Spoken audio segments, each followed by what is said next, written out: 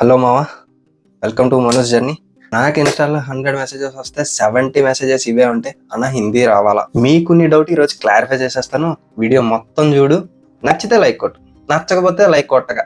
చాలా మందికి ఉండే డౌట్ ఏంటంటే, ఎక్కడ చూసినా రైల్వేలో హిందీ వాళ్ళే ఉంటారనా, మన తెలుగు వాళ్ళకి లేదా సౌత్ ఇండియన్స్ కి జాబ్స్ రావా, రైల్వేలో వాళ్ళు ఎవరు లేరా అని అనుకుంటారు. అందరూ హిందీ వాళ్ళే ఉన్నారు, హిందీ వచ్చిన వాళ్ళకి రైల్వేలో జాబ్ ఇస్తారు.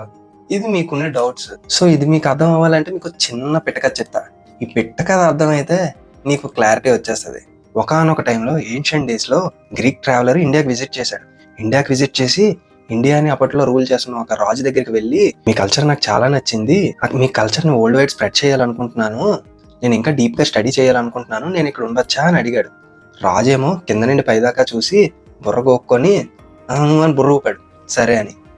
కానీ అక్కడ ఉన్న వాళ్ళకి ఎవరికి ఏం అర్థం కాలేదు, ఎందుకు రాజు బుర్ర ఊపాడు అనేసి. ఆ తర్వాత ఈ ట్రావెలర్ మన కల్చర్ని ఎక్స్ప్లోర్ చేస్తూ మన ఏన్షియంట్ బుక్స్ ఇవన్నీ చదవడం స్టార్ట్ చేశాడు. కానీ ట్విస్ట్ ఏంటంటే మన బుక్స్ అన్ని సంస్కృతిలో ఉన్నాయి, అడిగి ఆ సంస్కృత్ లాంగ్వేజ్ రాదు. సో ఇప్పుడు నేర్చుకోవాలి అంటే ఈ లాంగ్వేజ్ ఎవరికి రాదు. అప్పుడు ఏం చేశాడు అంటే, ఒకటి దగ్గరికి వెళ్ళి సైగ చేశాడు, ఇవి నాకు అర్థం కావట్లేదు, నాకు నేర్పిరా అనేసి.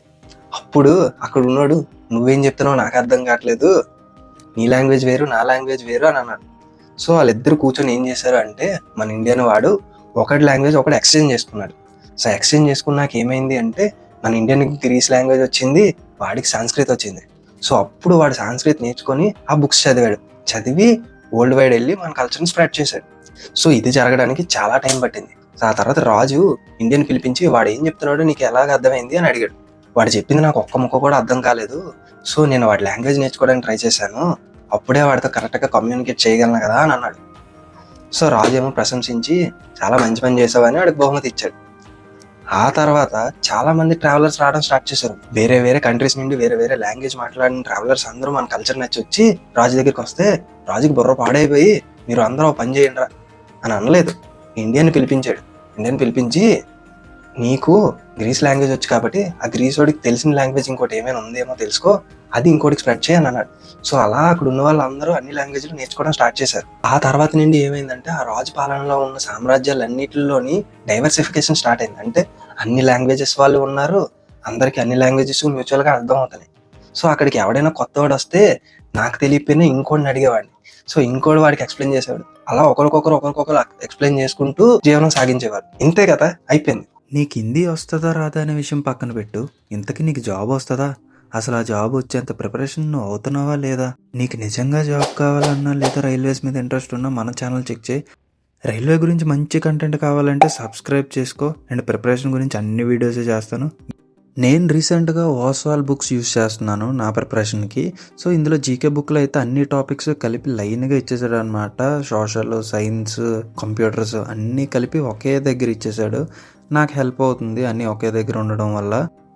నేను జీకే బుక్కే కాకుండా యాప్టిట్యూడ్ తీసుకున్నాను అండ్ ఎన్టీపీసీ బుక్ కూడా తీసుకున్నాను. ఈ బుక్లో నాకు బాగా నచ్చిన విషయం ఏంటంటే, ఈ బుక్ స్టార్టింగ్లోనే ఫార్ములాస్, ఇంపార్టెంట్ ట్రిక్స్ అన్నీ స్టార్టింగ్ ఇచ్చేసాడు అనమాట. సో ఎవ్రీ టాపిక్, అన్ని టాపిక్స్ ఇవి మెయిన్ ఫార్ములాస్, ఇంపార్టెంట్ వెయిటేటు అన్నీ లైన్గా ఇచ్చేసాడు. ప్రతి చాప్టర్వి ఈచ్ అండ్ ఎవ్రీ టాపిక్ దాని ఫార్ములాస్ ఈక్వల్గా ఇచ్చాడు అనమాట. అండ్ ఎన్టీపీసీకి అంటూ నేను సపరేట్గా ఈ 2 బుక్సే కాకుండా ఒక సపరేట్ బుక్ తీసుకున్నాను, ఆర్ఆర్బీ ఎన్టీపీసీ. ఇందులోనే previous year papers and mock tests ఉంటాయి. నాకు ఈ బుక్ చాలా యూజ్ అవుతుంది. ఈ బుక్స్ కావాలి అంటే డిస్క్రిప్షన్లో లింక్ ఇచ్చాను, ఆ లింక్ మీద క్లిక్ చేస్తే 10% డిస్కౌంట్ వస్తుంది, మను10 అనే కూపన్ కోడ్ ఎంటర్ చేస్తే. సో ఈ సోదంతా మాకెందుకు పాయింట్కి రారా అని అంటే, మనం గుర్తుపెట్టుకోవాల్సిన విషయం ఏంటంటే, నువ్వు సపోజ్ ఒక లడాక్ ట్రిప్కి వెళ్ళావు, అక్కడికి వెళ్తే నార్త్ ఇండియా కాశ్మీర్, సో నువ్వు అక్కడికి వెళ్ళి తెలుగులో మాట్లాడితే ఆడికి తెలుగు వస్తేనే తెలుగులో రిప్లై ఇస్తాడు. లేకపోతే నువ్వు సైన్ లాంగ్వేజ్ లోనే నీళ్లు, అన్నం, బీరు అని చెప్పాలి. అలా చెప్తే నాడికి అర్థమవుద్ది. హిందీ రాకపోతే దారు అని ఎక్స్ప్లెయిన్ చేయలేవు. ఎక్కడికైనా వెళ్తే బేసిక్ కమ్యూనికేషన్ అనేది ఇంపార్టెంట్, అంతేగాని అది ఉంటేనే సర్వైవ్ అవ్వగలమా అంటే ఎప్పుడూ ఉండదు. కానీ నేర్చుకోవడం ఎప్పుడూ తప్పు కాదు.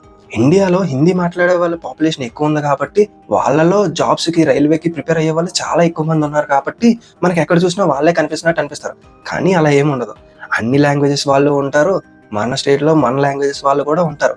కానీ నువ్వు వేరే స్టేట్కి వెళ్ళావు, సపోజ్ నార్త్ ఇండియా వెళ్ళావు, లేదా కర్ణాటక వెళ్ళావు, లేదా తమిళనాడు వెళ్ళావు, అక్కడ వాళ్ళ లాంగ్వేజ్ మాట్లాడతారు, లేదా వాళ్ళకి మ్యూచువల్ లాంగ్వేజ్ ఏదైనా వచ్చు. ఇప్పుడు నేను సపోజ్ తమిళనాడు వెళ్ళాను, తమిళనాడు వెళ్ళి నాకు ఇంగ్లీష్ వచ్చు, నాకు తమిళ్ రాదు అంటే వాడికి ఇంగ్లీష్ వస్తే వాడు నాకు ఇంగ్లీష్లో కమ్యూనికేట్ అవుతాడు, లేకపోతే సైన్ లాంగ్వేజ్లో మాట్లాడతాడు, ఏదో ఒకటి స్టార్ట్ అవుద్ది. అసలే ఏ లాంగ్వేజ్ కమ్యూనికేషన్ లేదు అంటే ఏం చేస్తాం? సో కమ్యూనికేషన్ నేర్చుకుంటాం. సో నేర్చుకోవడం అనేది ఇట్స్ ఎ ప్రాసెస్. సో నువ్వు దాన్ని ఎప్పుడు భారంగా తీసుకోకూడదు.